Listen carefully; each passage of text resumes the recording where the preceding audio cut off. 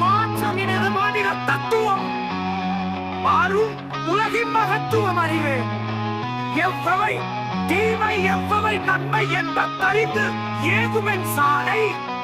தலைவர் மாறுவர் தற்பால் மாறும் தத்துவம் மட்டுமே அச்சய பாத்திரம் கொள்வோர் கொள்க குறைப்போர் குறைத்து